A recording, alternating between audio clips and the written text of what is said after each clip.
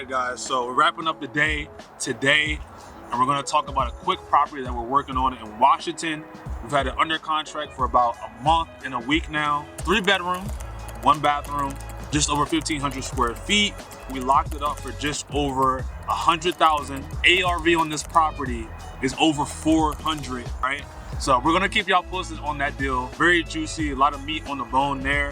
But we had an issue come up today that we're gonna talk about, which is basically we're about a week and a half away from closing the deal, right? Yep. The seller actually asked us today for a cash advance. Joel, if you want to talk about like your thoughts on, is that a smart move to make, and what our ultimate decision was for the cash advance? So what I would say is, like, you gotta assess the risk. You gotta take that risk if it's a deal. If it's not a deal and they're asking for a cash advance, you could lose your money.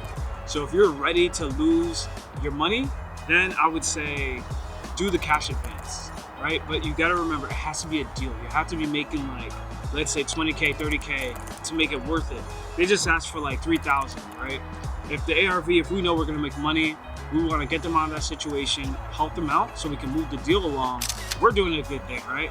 But we were in a situation recently where we gave a cash advance and the lady ran. And then she sent her attorney to terminate our contract without even communicating with us. And another attorney just told us to count our losses, you know, so I heard. So that's all I gotta say. Take that risk if you feel like you should.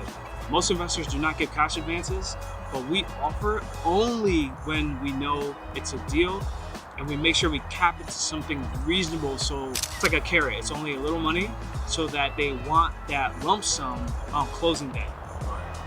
Is there anything you can do contractually to like protect yourself in this case? I would say if you're in an attorney state, talk to your closing attorney. But I know you could probably put a lien on the property, but that's a process, right? Because if you put a lien, or even if you put a memorandum, for you to like get your proceeds, you gotta sue them, they sue you, and now it becomes like a legal battle for months. It might not even be worth all that. So honestly, if they're in a distressed situation, most people wouldn't run with your money. That's my opinion on cash advances. All right, so make sure it's worth it. Like I said on this one, we locked this up for about 100,000. Juicy deal. So we'll keep you posted on it. Hopefully it works out. Till the next one. Peace.